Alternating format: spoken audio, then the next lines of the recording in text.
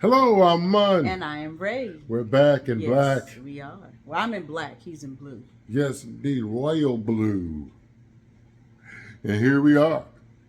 Okay, in today's video, what we are going to do is we're going to break down a different world. We've seen the show as young adults, and some of you as children, and some of you not at all. Not sure where you've been. But now we're looking at the show through adult eyes. So what we're going to do is we're going to give you a synopsis of the show for those of you who don't know. And we're going to break down the characters. Yes. So, a different world. I'm reading this from Wikipedia. And we know that everything on the internet It's true. is true. A Different World is an American television sitcom series and a spin-off of The Cosby Show.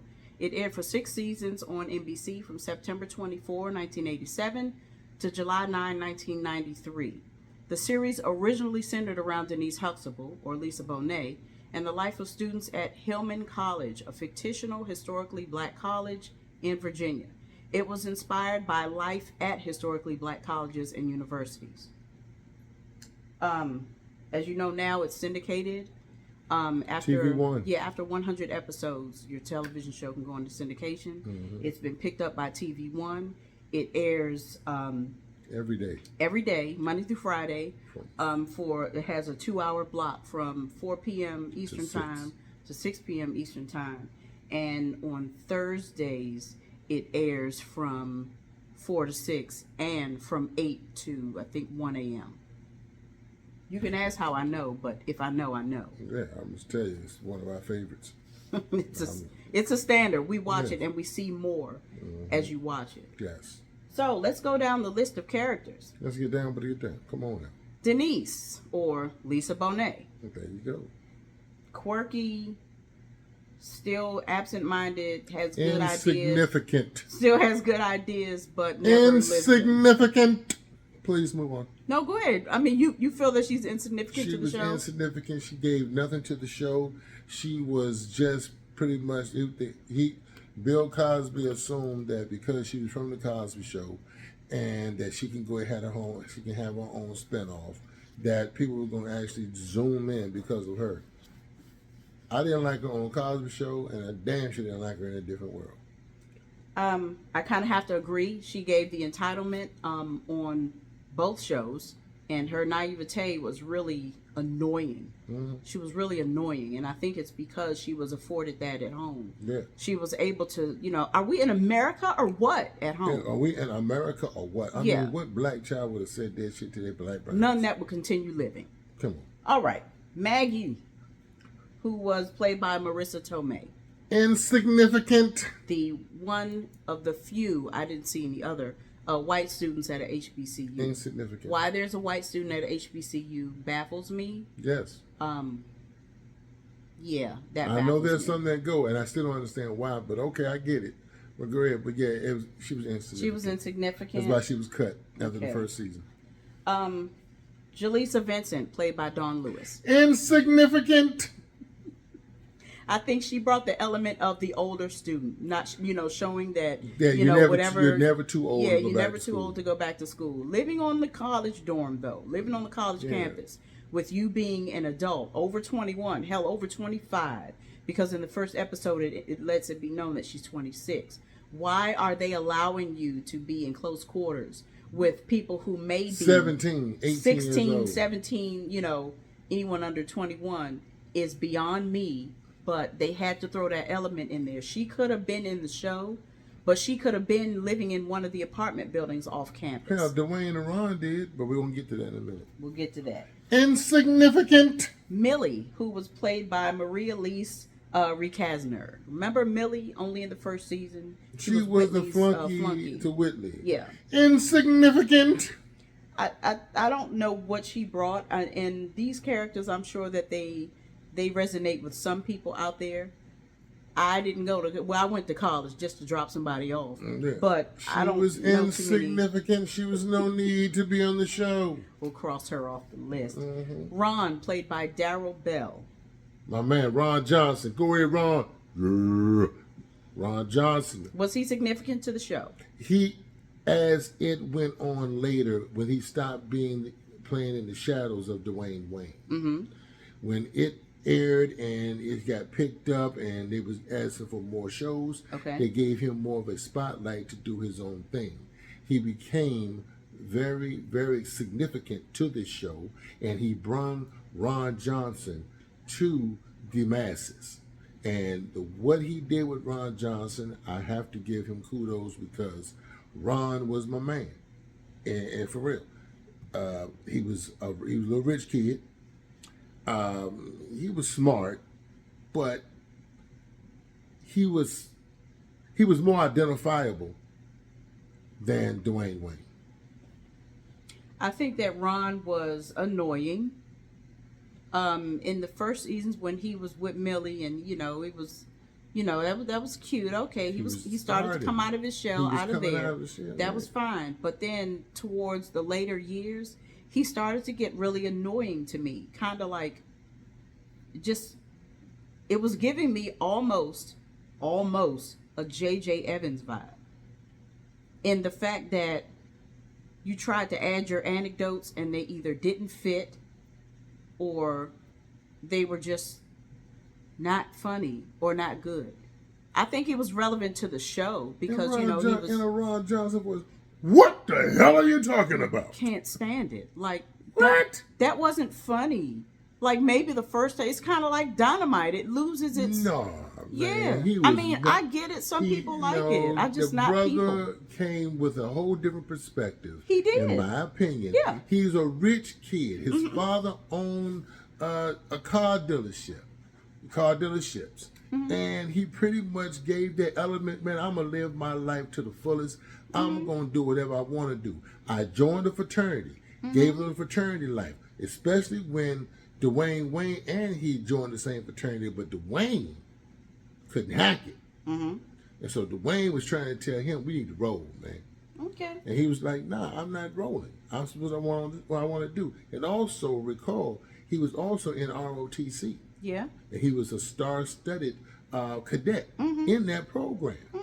So he did add some flavor. He absolutely did. Nothing like a J.J. Evans from Good Times. I'm sorry. He was relevant to the show. Yes, he was. Colonel Taylor, played by Glenn Turman, the great Glenn Turman, who does not get his flowers. I'm going to say he was very significant to the show. Yes. He showed conservative, black man with a white wife, divorced. Also, he was a mathematician, and he showed strong black male leadership. Okay. Especially in the armed forces, in the military. He gave you a different perspective of how most brothers who are in the military look at America. Play golf, love jazz, occasional great cigar. He had a history. That's all I got. Oh. Colonel Taylor, I believe, was relevant to the show. He was kind of like a father figure to Dwayne, if you will. Although Dwayne Wayne did have a father in the show and relevant in his life, he was kind of like that on campus. I think out of all the students he resonated more with Dwayne. All right, Colonel Taylor, great. Walter Oakes, played by Sinbad. Also significant. Get well soon, Sinbad. Yes, my brother, yes. He definitely he wasn't that comedy relief that we're all so used to. He gave comedy relief with purpose. Yeah, he was the big brother. Yes. And does your mother like you? Yeah. Especially on the point, the episode they had where he said, you never ever leave without your Walter Oakes day pack. They said, what? You never ever leave the house without your Walter Oakes day pack. We'll talk about that later. All right. Shazza, played by Gary Dourdan. That light skin, dread, blue-eyed, green-eyed brother, very Afrocentric, if I may say. He, he added a consciousness to the show. I don't know from whose perspective. He gave the man perspective when he had the situation dealing with men and women. He wrote that book, and he was dating Freddie. I think it was significant to the show because, especially on an HBCU, you will come across someone like that. You will come across someone who is either has a club or is starting a club or is who is Grand Rising's my queen, Grand Rising's my king. Hate that. That's a different video, but I think he was significant for that purpose.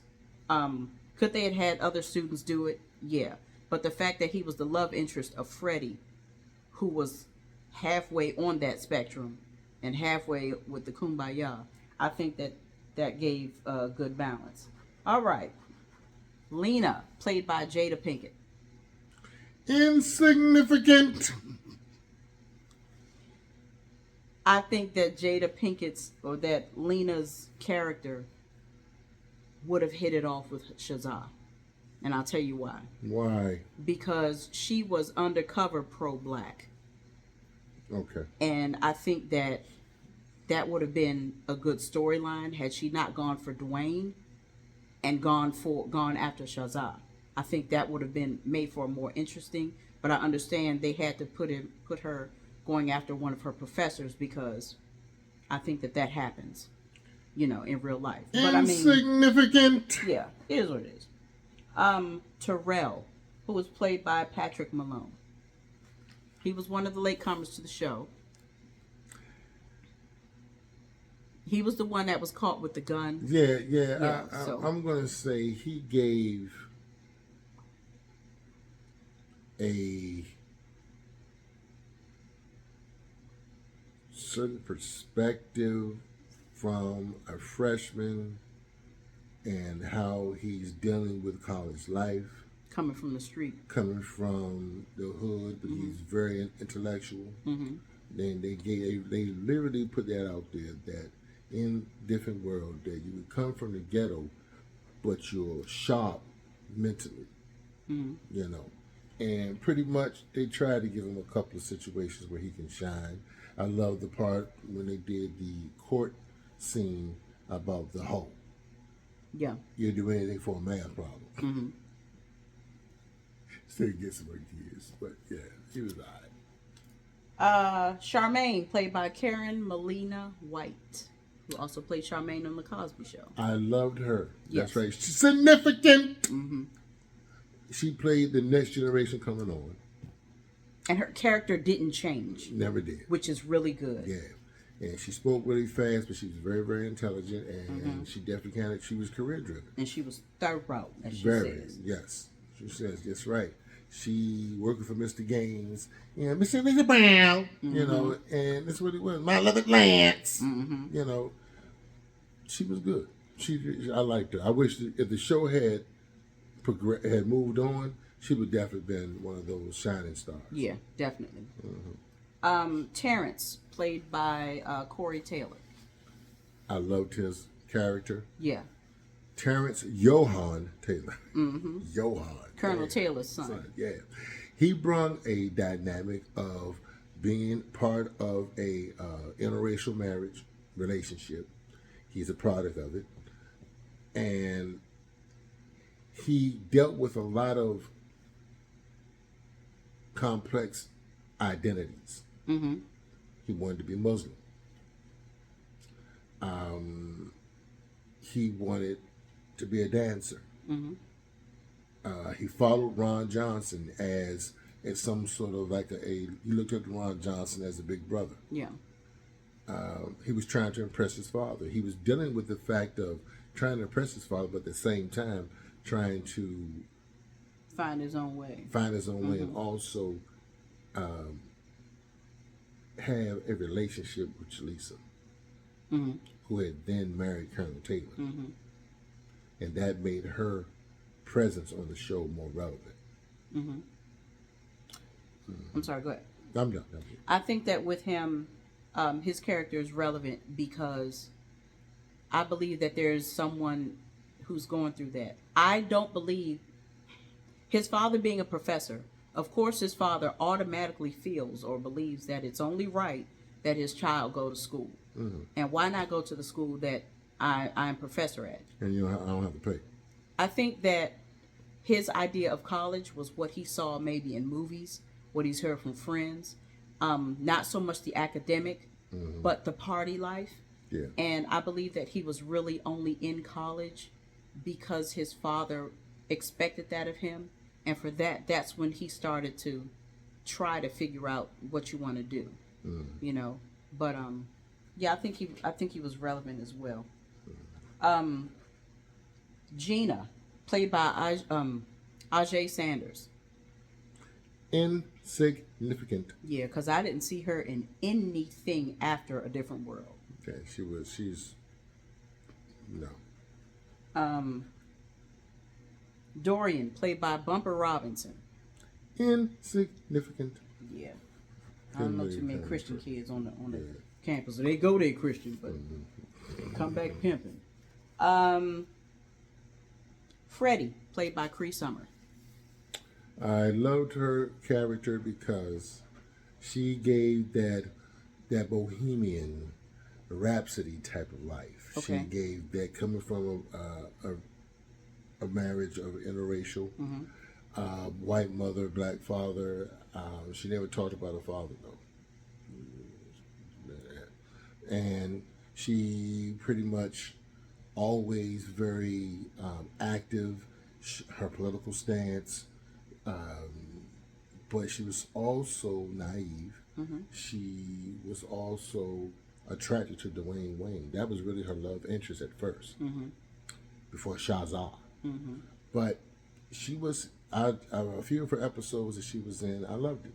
I love what she did for me, you know. The prison reform, staging boycotts when they did the art festival. Whitley did the art festival, you know, and how Whitley sold out. She was quick to put people on blast. Yeah. So yeah. Yeah, I think that she was definitely relevant. I loved her character because she brought her naive living on a reservation in Arizona or New Mexico, I don't know, somewhere in the Southwest. She brought that to college, and I believe that there are lots of people who come to college with that naive state of mind, who were very sheltered to the world, but they knew enough to open someone else to their world. Yeah. You know, she was only 17 years old. yeah, 17 when she got to school, and she started to grow. You saw her blossom on the show. You did. She was one of the few characters, in my opinion, that you saw that happen to.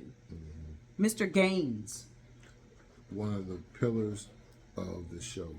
What I loved about Mr. Gaines' character is that you showed a black man entrepreneur who did everything for that community.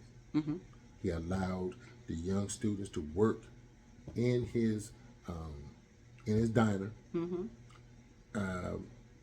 He was also very business minded. Now, college educated, I don't know, but he saw the importance of an education. He gave kids an opportunity to make money.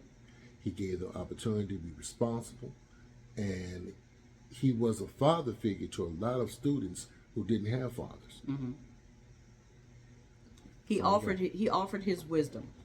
He offered anecdotes in the point of every anecdote he had, every story he had fit the description of what a person was going on in that situation.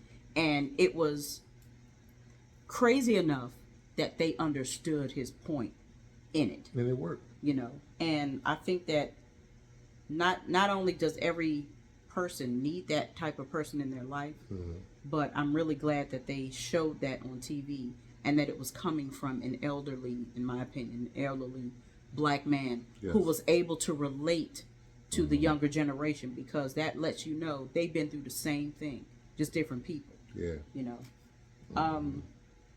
Kim, played by Charnel Brown. She was a hoe. Yes. They gave the darkest person of the whole entire cast a complex about being dark because she didn't want to do Aunt Jemima. But then what they do, baby? Turned her into a whore. This woman's first time on TV, she had a pregnancy scare. In her freshman year. Freshman year in college, you already talking about already? And then what they give her? Then turned around. Hold on, I'm gonna give you the whole thing. Then she had a pregnancy scare. Then turns around, defies her father, And goes to DC. Yeah, let's go. But she was the smartest. Pre-med. And then she had so many scars. I mean, every time you turned around, there was some dude she was with. Then turned around, got the darkest, who has a dark complexion at it, who has a complexion, who's complex about her complexion.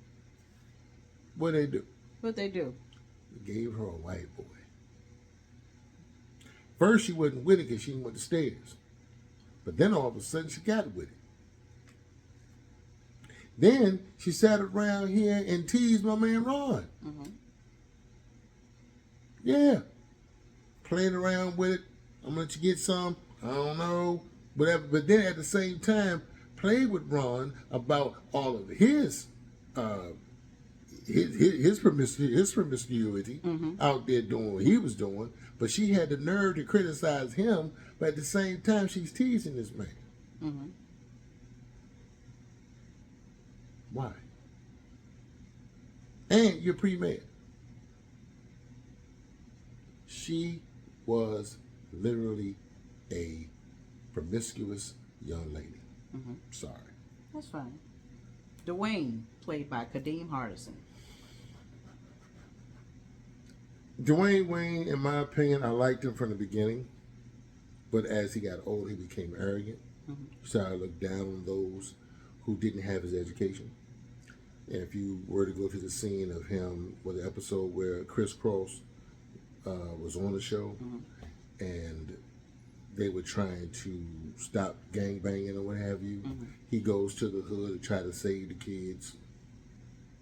Then he gets to the father of one of the young men, and he talks down to him, talking about, teach your boy how to be a man, chief.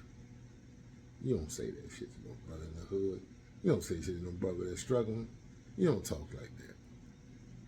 So he was good in what he was there for, and he really got on my nerves, especially when he and Whitley broke up. They were supposed to be married, then all of a sudden he crashes the wedding. I thought that was a bitch move. Yeah, that wasn't love. No, that was bitterness. How dare you be happy and I'm sitting here lonely? Right. How dare you move on without me, even though I showed you I didn't want you? He did a bitter baby mama move. Yeah, and then y'all let that shit ride. I was Whitley, keep moving. That's what. I think he was relevant to the show. I think that they showed his growth on the show. Yeah. From the timid little boy, skinny leg boy from Philly, the flip glasses, ate his mama's prune cobbler throughout the entire show. He was New York, same place. Don't come at me. And his dad was in his life, which is rare, because Ron's dad was in his life. We saw more Ron's dad and never his mom. I don't think I've ever seen his mom. Never saw his but mom. with Dwayne, we saw more of his mom, and of course, it's because of who his mom was. But I think he was relevant to the show. We saw him grow, good, bad, or indifferent. We saw him grow. Whitley, played by Jasmine Guy. Significant. Loved her character. Loved the way she portrayed Whitley. Jasmine Guy was definitely a force to be reckoned with. I really believe so. Especially in the beginning when the show was supposed to be revolved around Lisa Bonet, who was insignificant. And that's how Whitley just slid in and took the spotlight. And as you see in all the episodes, after Lisa Bonet got foot it off the show. You saw Whitley become greater and greater and greater. And she became more of an intricate part of the different world. Yeah. And you saw how she still played with the prissy princess type of attitude to a strong, beautiful, intelligent black woman who was submissive to her husband, even though her husband didn't deserve it. I'm just saying. And really, I loved it. I loved her role. I did. I think that she was significant to the show. We saw her growth as well, good, bad, or indifferent. And she brought that, the Southern Belle. She was from Virginia. But she started to get annoying to me. The way, the accent, it went from good to bad. Really? In my opinion, yes. Because it had the dynamite effect, in my opinion. You leave JJ alone, man. I always do.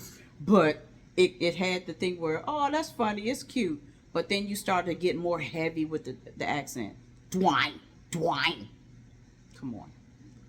Hey, Get the scissors cut it. She I get why funny. she was doing it. She was funny, man. I get why she was doing it and everything. That's cute. She was funny.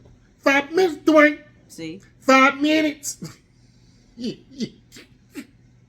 Well, that's our take on. Well, that's our take, but we thank you for Bill Cosby for having that show. Yes. All the creators, Come Debbie on, Allen, man. and all of the writers. Hey, Bill, you handled your business. That's why they did what they did to your brother. That's a whole different video. But Different check it video. out. Yeah. But definitely, I applaud Bill Cosby on his efforts. Yeah. Of what he brought to TV. I thank you. Yes. And from this point on, that I am Mun. I am Ray. That is our time. We thank you for yours. Until the next television program. Peace.